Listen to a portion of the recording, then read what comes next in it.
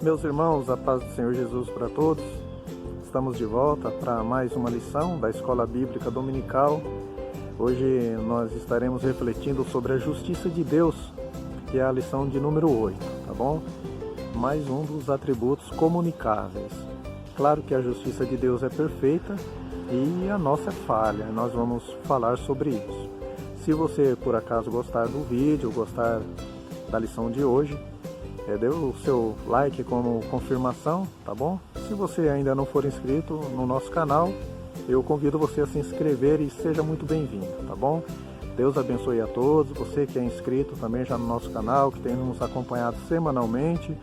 É uma honra muito grande ter vocês aprendendo junto comigo também, né, da Palavra de Deus. Deus abençoe a todos. No final do vídeo eu estarei retornando com as considerações finais. Bons estudos a todos. Vamos então para a lição 8, que fala sobre a justiça de Deus. Os textos de referência estão em dois livros da Bíblia. Em Atos, capítulo 17, versículo 31, que diz: "Porquanto tem determinado um dia em que com justiça há de julgar o mundo por meio do varão que destinou, e disso deu certeza a todos, ressuscitando-o dos mortos." Essas são palavras do apóstolo Paulo aos atenienses, na Grécia, porque eles estavam envolvidos em muitas superstições. E Paulo, comovido, ele falou de Jesus para eles. Eles eram tão supersticiosos que eles levantavam um altar para todos os deuses que apareciam, né? E com o Deus desconhecido para eles, né? O Deus de Paulo, não foi diferente. Levantaram um altar também ao Deus desconhecido. E Paulo aqui ele está dizendo nesse texto que o Pai dará uma promoção para o Filho Jesus, de advogado para juiz. O próprio Senhor Jesus diz isso. O Pai a ninguém julga, mas deu ao Filho todo o juízo. Hoje Jesus é o advogado que está ao alcance de toda a humanidade. Mas naquele grande dia, o dia de acerto de contas entre o homem e Deus, Jesus será o juiz e não mais advogado. Irmãos, se o juiz ele nos conhece porque ele foi nosso advogado enquanto ele advogava, diante das provas que haverá contra nós, que estão escritas nos livros, o juiz vai nos absolver porque ele sabe que houve um arrependimento, uma confissão, uma fé, uma confiança nele, porque ele advogou nossa causa. Então ele dirá, né: "Vinde, benditos de meu Pai, possuí por herança o reino que vos está preparado desde a fundação do mundo." Agora, se o juiz não nos conhece, irmãos, porque ele não foi nosso advogado, não o contratamos enquanto ele era advogado, né? Diante de tudo que está escrito acerca de nós, ele dirá abertamente, né: "Apartai-vos de mim, vós que praticais a iniquidade, nunca vos conheci." Agora, às vezes a pessoa pergunta: "Mas irmão, como que eu faço para contratar os serviços desse advogado enquanto ele não é juiz?"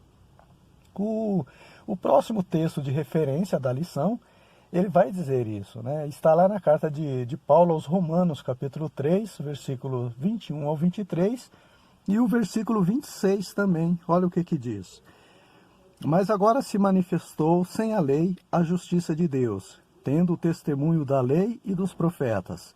Isto é, a justiça de Deus pela fé em Jesus Cristo, para todos e sobre todos os que creem, porque não há diferença, porque todos pecaram e destituídos estão da glória de Deus." Agora o 26. "Para a demonstração da sua justiça neste tempo presente, para que ele seja justo e justificador daquele que tem fé em Jesus." Então, essa, irmãos, é a procuração que temos que assinar para contratar o advogado Jesus, a fé. Ninguém será absolvido da condenação eterna se não expor para esse advogado os seus pecados, confessar, né, se arrepender e confiar nele, tá bom?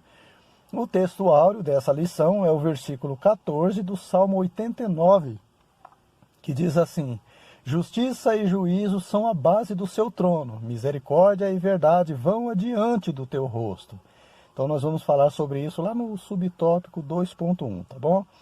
A verdade aplicada, irmãos, diz que a justiça é um atributo de Deus ela é para todos, não há privilégios, nem acepção de pessoas, porque ele é imparcial, né? Então é essa a verdade que será aplicada nessa lição.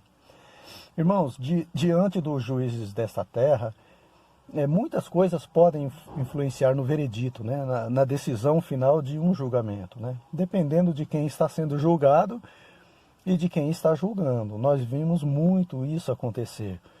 Mas diante de Deus, o justo juiz, não, né? Ele é imparcial. Seja rico ou pobre, seja influente ou não, a única exceção, irmãos, é a fé em Jesus. Nada além disso que vai fazer a diferença, tá bom? Irmãos, a justiça do homem, ela é muito injusta, né? É muito injusta. Ela é tão injusta que se alguém pagar propina, oferecer propina para um policial, para ele não multar algo que a pessoa fez de errado, ele vai preso por tentativa de suborno. Mas quando chega lá na delegacia, ele paga a fiança e sai pela porta da frente, né? Ou seja, só muda o nome de suborno para fiança. A propina é um suborno ilegal, enquanto que a fiança é um suborno legal. Isso na lei dos homens, mas na lei de Deus, irmãos, na justiça de Deus é diferente. Os objetivos a serem alcançados na lição de hoje são deixar claro que o Evangelho é a justiça de Deus revelada, vamos ver isso no tópico 1, mostrar as características da justiça de Deus, referente ao tópico 2, e explicar a aplicação da justiça de Deus, que está lá no tópico 3, tá bom? Tem muita coisa boa pela frente, então, sem perda de tempo, vamos para o tópico 1, que apresenta a justiça de Deus revelada através da manifestação de Jesus, né? Aí o item diz aí, a justiça de Deus que se manifestou quando veio Jesus Cristo é contrastada com a justiça da lei, que era a justiça com a qual os judeus estavam familiarizados. Ou seja, havia uma divergência entre a justiça da lei, que determinava olho por olho, dente por dente, toma lá dá cá, né? Paga na mesma moeda, com a justiça de Deus revelada em Jesus. Se alguém te feriu no rosto, oferece a outra face. Ou seja, não revide, né? Pague o mal com o bem. A justiça da lei dizia, amarás o teu próximo e aborrecerás o teu inimigo. Já a justiça de Deus revelada em Jesus diz, amai vossos inimigos, bendizei os que vos maldizem, fazei bem aos que vos odeiam, e orai pelos que vos maltratam e vos perseguem. Perceberam, irmãos, o contraste, a diferença que há entre uma e outra? Em resumo, irmãos, a justiça da lei apontava para a vingança, enquanto que a justiça de Deus revelada em Jesus aponta para a misericórdia, o perdão, a piedade, né? E Deus disse, minha é a vingança, eu recompensarei. Tem gente que justifica uma vingança própria contra alguém com o pretexto da lei da semeadura, né? E não tem nada a ver, irmãos, olho por olho, dente por dente, com o que se planta se colhe. Vingança é algo proposital, né? A lei da semeadura é algo que Deus determinou, né? E acontece naturalmente. A pessoa faz um mal ou um bem, aqui ele pode ir para a China e cedo ou tarde, irmãos, ele vai colher aquilo que plantou, porque Deus determinou assim, né? Da mesma forma que ele determinou o dia e a noite, e assim acontece em todo o mundo. Então a lei da semeadura, irmãos, não tem nada a ver com olho por olho, dente por dente, tá bom? O item 1.1 diz que a justiça de Deus se revela no Evangelho, nas boas novas de salvação, chamado também de Novo Testamento, nova aliança entre Deus e o homem através de Jesus, né? Ele diz aí no item, o Novo Testamento veio declarar a justiça de Deus por meio do Evangelho de Jesus. Depois, lá quase no final do item já, ele diz que o Novo Testamento nos revela que Deus julgará os segredos dos homens. Então, não há nada encoberto que não haja de se revelar. Se você olhar segundo a justiça da lei, todos pecaram e destituídos estão da glória de Deus, né? Mas se você considerar a justiça de Deus revelada no Evangelho, o justo viverá pela fé, né? Ou seja, ele é justo não por méritos, mas pela fé em Jesus. Irmãos, sempre que a Bíblia usar a expressão justo, né, dizendo relacionada ao homem, no que diz respeito ao homem, é bom ter em mente que se refere à justiça de Cristo em nós, tá bom? Por exemplo, a oração de um justo pode muito em seus efeitos. Quem é esse justo? É o justificado em Cristo, né? Os justos irão para a vida eterna. Os justos clamam e o Senhor os ouve. Esses justos somos nós, irmão, mas não por nossos méritos, mas pela fé em Jesus. E pasmem aqueles que se escandalizam por dizer que somos justos diante de Deus através da fé em Jesus. Jesus nos dará o direito não só de ser chamado de justo, mas de julgarmos o mundo e os anjos, lá no milênio. Julgaremos as nações com vara de ferro juntamente com Cristo. As referências estão aí para quem quiser conferir, tá bom? Só, irmãos, nós não podemos precipitar e querer sair julgando os outros por aí. Por enquanto nós estamos naquela condição que eu já comentei aqui em um dos vídeos anteriores, né? Estamos na condição de réu, no julgamento espiritual, onde há um acusador que nos acusa dia e noite, um advogado de defesa, o nosso Senhor Jesus, um justo juiz, que é o Deus Pai, e estamos rodeados por uma tão grande nuvem de testemunhas, como diz o escritor aos Hebreus. Mas o dia chegará em que julgaremos as nações, juntamente com Cristo. Ou seja, não é só o advogado de hoje que será o juiz de amanhã, mas os réus de hoje também serão juízes de amanhã, irmãos. Tudo isso por graça, misericórdia e amor de Deus para aqueles que recebem Jesus pela fé. O item 1.2 diz que a justiça de Deus se revela no livre-arbítrio, no direito de escolha. Mas por que Deus ele nos dá o direito de escolha, irmãos? Porque o texto bíblico diz que fomos criados por Deus, a sua imagem. Assim, cada um de nós somos seres pessoais, racionais, volitivos, ou seja, que temos vontade própria e emocionais. Nós sabemos discernir entre o bem e o mal, entre o certo e o errado. Por isso que Deus é justo ao nos dar o livre-arbítrio. Seria injusto se Deus desse o livre-arbítrio para os animais irracionais, não é?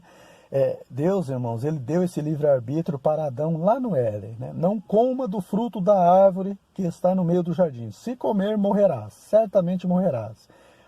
Irmãos, a partir do momento que Deus falou isso, já houve uma lei estabelecida ali. E Paulo diz, se não houvesse lei, eu não saberia o que é pecado. Mas vindo a lei, eu tive conhecimento do pecado, pequei e morri. Então, se Deus não tivesse falado para Adão, não comerás, se Deus não falasse nada disso, irmãos, o Adão não pecaria, mesmo se ele tivesse comido, porque não havia uma ordem ainda. Então o pecado não estava em comer do fruto, mas em comer do fruto proibido, quando Deus disse não coma. Então, irmãos, se por exemplo eu estacionar o carro em um local que atrapalha o trânsito todinho, mas não houver placa ali de proibido estacionar, o policial de trânsito ali não pode multar. Mas a partir do momento que tem uma placa, ou o agente ordena que a gente tire o carro dali, passa a existir uma lei, passa a existir uma ordem. Então cabe a mim o direito de escolher em obedecer ou desobedecer. Se eu desobedecer, eu vou colher a consequência, que é a multa, não é isso? 1.3, irmãos, afirma que a justiça de Deus se revela na oportunidade de reparação. Nós comentamos sobre isso na lição 6, quando Deus deu a oportunidade para Adão, Ananias e Safira, para repararem seus erros através da confissão, do arrependimento. Então Deus nos dá essa oportunidade. Aí o item diz assim, o nosso erro ou pecado cometido pode ser reparado antes da condenação. Para isso precisamos nos examinar, fazer uma introspecção e analisar minuciosamente qual a nossa situação diante de Deus. É aquele autoexame que Paulo fala que devemos fazer antes de participarmos da ceia do Senhor. Talvez alguém questione, mas irmão, se Deus perdoar os nossos pecados, não haverá justiça, porque o salário do pecado é a morte.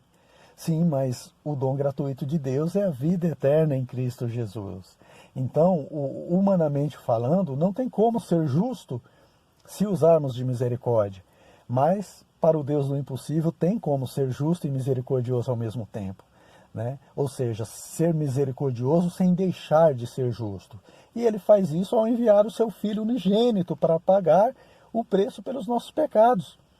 Seria injusto Deus enviar Jesus para morrer pelos pecadores, se fosse sem o consentimento do Filho, do Senhor Jesus. Mas Jesus consentiu, irmãos, ele se entregou por nós. Então Jesus, ele é a justiça e a misericórdia de Deus em nós ao mesmo tempo. Por isso que você vê lá no Salmo 85, versículo 10 e 11, né? Uma espécie de confraternização entre a misericórdia, a verdade, a justiça e a paz, se abraçando, se beijando. Irmãos, só Deus faz isso, através de Jesus, né? Aquilo que é oposto se une. Aí o tópico 2, irmãos, ele mostra as características da justiça de Deus. Aí ele diz, a justiça de Deus é ímpar, sem comparação. Os seus aspectos diferenciam de toda a justiça do ser humano. Por que a justiça de Deus é única, diferente da justiça do homem? Porque Deus é a própria justiça, 100% justo, integral. Né? Já os homens, os juízes, os legisladores, os executores das leis, também são pecadores, com a tendência para o mal, como qualquer outro ser humano. Por isso que Jesus disse lá no Sermão do Monte, bem-aventurados os que têm fome e sede de justiça, porque eles serão fartos. A justiça dos homens nos deixa indignados, mas um dia nós seremos fartos, pois Deus fará justiça aos seus escolhidos, né? Agora, de novo, irmãos, nós não podemos confundir fome e sede de justiça com o desejo de vingança, torcendo para que os injustos morram sem salvação e ardam eternamente no lago de fogo e enxofre. Não é isso. A Bíblia ensina que devemos orar por aqueles que nos perseguem, nos aborrecem, para que se arrependam, se convertam e sejam perdoados, tanto quanto nós. Nós não podemos agir como Jonas diante dos ninivitas, querer que morra a qualquer custo. Tá bom, meus irmãos? A gente tem o exemplo ali de Saulo de Tarso. Ele perseguia a igreja, assolava os irmãos, era cruel. Aí quando Estevão foi apedrejado, Saulo estava ali consentindo na morte dele. Aí de repente no caminho de Damasco, Saulo tem um encontro com Jesus, fica cego por 3 dias devido ao clarão que viu, e Jesus manda Ananias orar por Saulo para que tornasse a ver. Ananias ficou com receio até no início, mas ele obedeceu, ele orou e Saulo voltou a enxergar, não só fisicamente como espiritualmente também. Irmãos, nós não podemos esquecer que se nós somos cristãos hoje, foi porque alguém orou por nós, alguém falou de Jesus para nós. O item 2.1, irmãos, diz que a justiça e o juízo de Deus são a base do seu trono. E qual que é a diferença entre justiça e juízo? A justiça é que define o juízo, né? O juízo é como a sentença, a pena, a punição imposta pela justiça. Então o comentarista ele faz aqui a ligação entre a justiça de Deus com a sua santidade. Olha o que ele diz.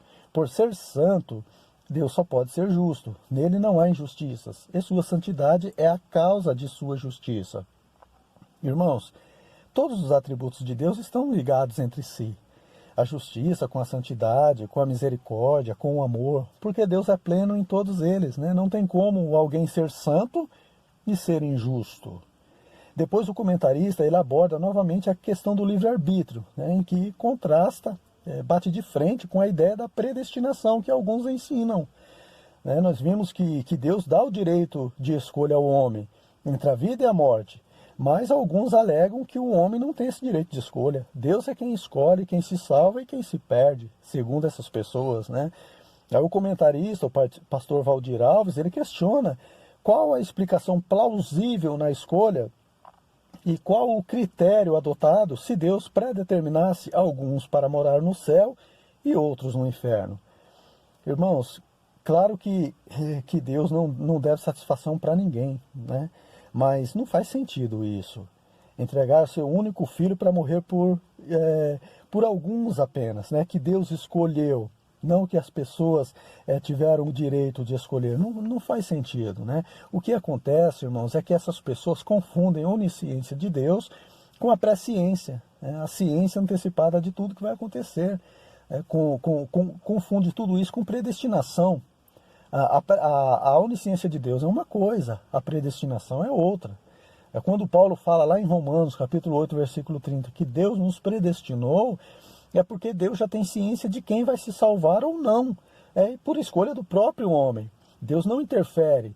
Deus não tira o nome do livro da vida quando alguém se afasta e torna a colocar quando ele retorna para os caminhos do Senhor. O nome está lá, irmãos, porque Deus já sabe de antemão que aqueles vão perseverar até o fim, aqueles que têm o nome no livro da vida, tá bom?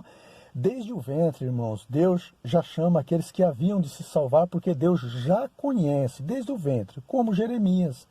Da mesma forma, quando Jesus ali orando ao Pai, ele diz: tenho guardado aqueles que tu me deste, e nenhum deles se perdeu, senão o filho da perdição, para que se cumprisse a Escritura. Se referindo a Judas Iscariotes. Isso não significa que Judas traiu Jesus, porque estava escrito lá no livro dos Salmos. Mas estava escrito nos Salmos porque Deus já sabia de antemão e deixou registrado. É simples assim, né?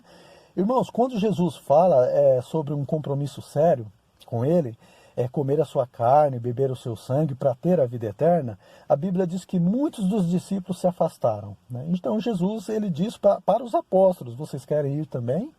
A oportunidade é essa.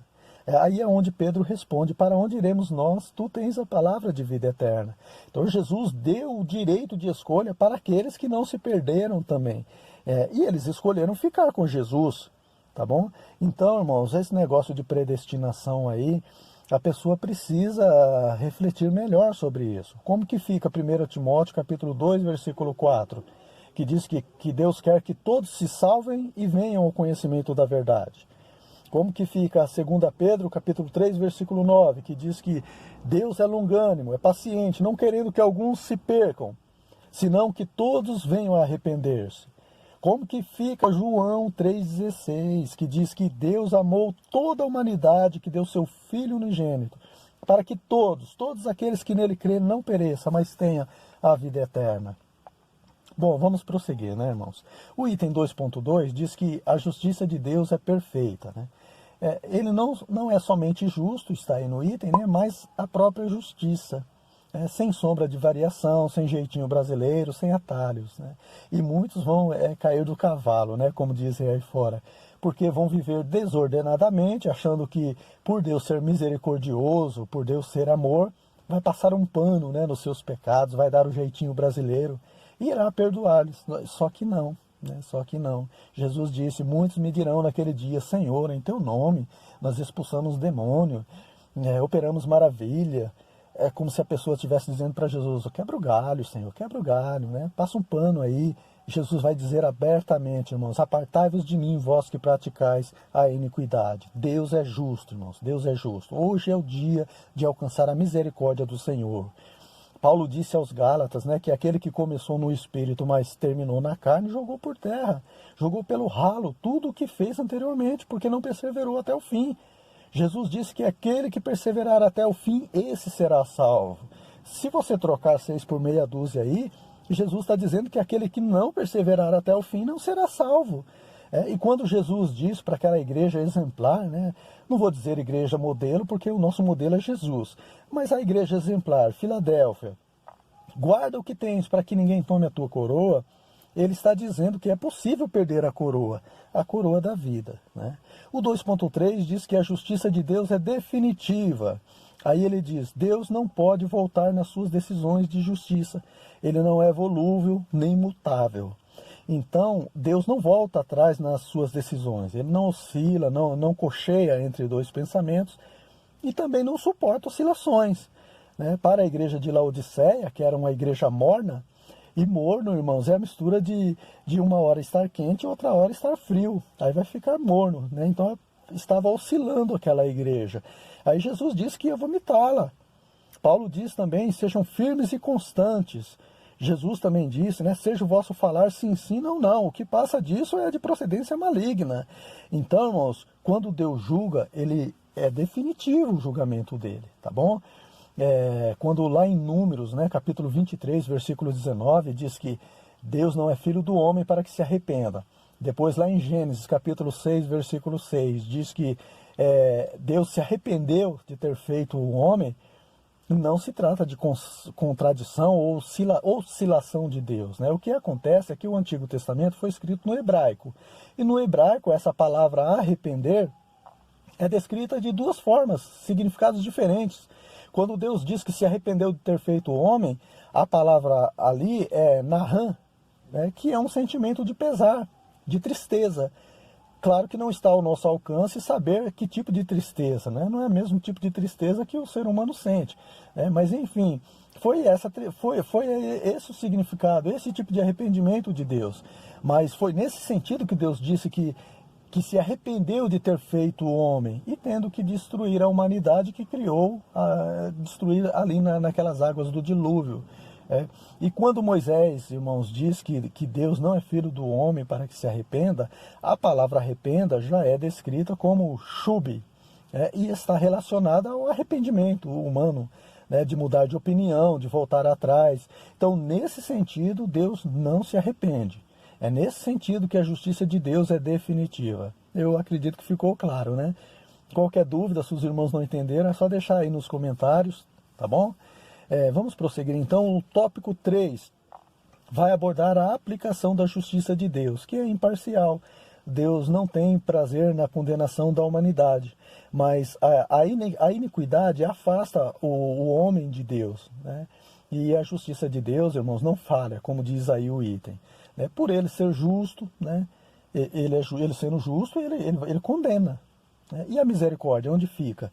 A misericórdia está no fato de enviar seu único filho para morrer por nós. Agora cabe ao homem a escolha entre escolher Jesus ou não. Então a justiça, ela deve ser aplicada, mas a misericórdia de Deus flexibiliza a justiça. Agora o fato é, irmãos, que ninguém consegue obedecer à lei em todo ponto. E Deus sabe disso, Deus conhece a nossa estrutura, sabe que somos pó, por isso ele projetou um meio desde a fundação do mundo para usar de misericórdia sem anular a justiça, que é Jesus. Né? Mas a justiça, ela deve ser aplicada. Né? Outro dia, um conhecido meu estava com o carro estacionado no aeroporto, de repente a buzina do carro disparou e não parava mais. E ali, né, ele não pôde parar de buzinar. Né? Aí não demorou muito, irmão, chegou um policial e começou a autuar ele, né, a multar. E ele tentando se justificar, o carro está com problema, estou tentando parar. E o guarda disse para ele, tá, tudo bem, depois você entra com recurso e ganha, mas eu tenho que multar. E quantas vezes, irmãos, que a gente tem que passar um farol vermelho por causa de uma ambulância, um bombeiro em ação, e aí ali tem um radar no farol e a gente tem que entrar com recurso porque fomos multados. Não é assim? Com a justiça pela lei do Antigo Testamento, irmãos, é assim também. Ela tem que ser aplicada, seja por um erro voluntário ou involuntário, e o único recurso aceito pelo justo juiz, o Deus Todo-Poderoso, é a fé em Jesus. Quem crê nele não será condenado, mas quem não crê já está condenado, porquanto não crê no unigênito Filho de Deus. Aí o 3.1, irmãos, diz que ninguém escapará da prestação de contas. Acredite ou não, queira ou não, haverá prestações de contas com Deus. Cada um de nós dará conta de si mesmo a Deus. Ele há de julgar os segredos do homem. Então o julgamento é para toda a humanidade, inclusive para os cristãos. Porém, será uma audiência separada dos ímpios, daqueles que não contrataram um advogado fiel. O julgamento dos ímpios será diante do grande trono branco e o dos cristãos no tribunal de Cristo. O julgamento dos ímpios será para condenação, para bater o martelo em uma sentença que já foi dada, definida desde a morte da pessoa. Já o julgamento daqueles que entregaram suas vidas ao advogado Jesus será para receber recompensa, galardão, a premiação de suas obras. Então os irmãos notem que as obras não salvam, nem ajudam na salvação, mas ela gera recompensas. Por isso que Jesus disse, bem-aventurados os mortos que desde agora morrem no Senhor, diz o Espírito, para que descansem do seu trabalho e suas obras os sigam. O 3.2, irmãos, diz que a prestação de contas será para distribuir prêmios e entregar galardões. Lá no tribunal de Cristo, aos cristãos, segundo as suas obras. Paulo diz que todos havemos de comparecer ante o tribunal de Cristo para que cada um receba segundo o que tiver feito por meio do corpo, ou bem ou mal. E Jesus disse também, eis que cedo venho e o meu galardão está comigo para dar a cada um segundo a sua obra. Só que essa obra Paulo compara com um edifício onde o fundamento é Cristo e as paredes são de ouro, de prata, de pedras preciosas, de madeira, de feno, de palha, todo tipo de obra. Mas só receberá galardão aquelas obras que, quando provadas no fogo, não sofrer detrimentos. Se deteriorar, a pessoa será salva, porque obras não salvam. e sim o fundamento que é Cristo, mas a pessoa não receberá o galardão. A igreja de Éfeso era uma igreja cheia de obras, mas sem amor. Jesus rejeitou. Não adianta fazer a obra de Deus sem amor, não haverá recompensa. São obras de palha, são obras de madeira, quando provada pelo fogo vai decompor. Paulo diz isso. Para encerrarmos, irmãos, o 3.3 fala sobre a prestações de contas, né, que será para aplicar punições e efetivar condenações. Essas serão para os ímpios diante do trono branco. Deus deu um tempo para que se arrependam, mas muitos não se arrependeram, nem durante a grande tribulação. Mesmo assim, as pessoas ainda vão blasfemar contra Deus. Então Deus fez de tudo para que ninguém se perdesse. Enviou o seu único filho para morrer, a sua palavra para nos iluminar, o Espírito Santo para nos convencer do pecado, da justiça, do juízo, para nos ajudar nas nossas fraquezas, para nos ensinar todas as coisas, e interceder por nós diante do Pai com gemidos inexprimíveis.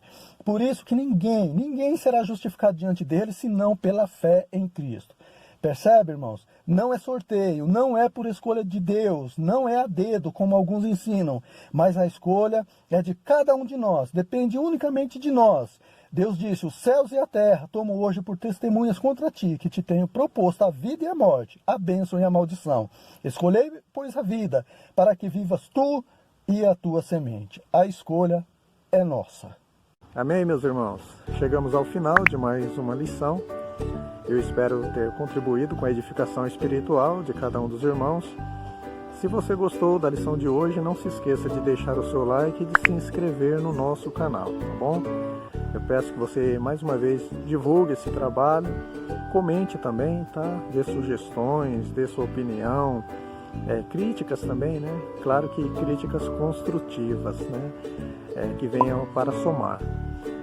Então, na próxima semana, nós estaremos estudando a lição 9, que vai falar sobre a fidelidade, a bondade e a veracidade de Deus, tá bom? Não percam a próxima lição também, desde já eu faço o convite para você. Bons estudos e até lá!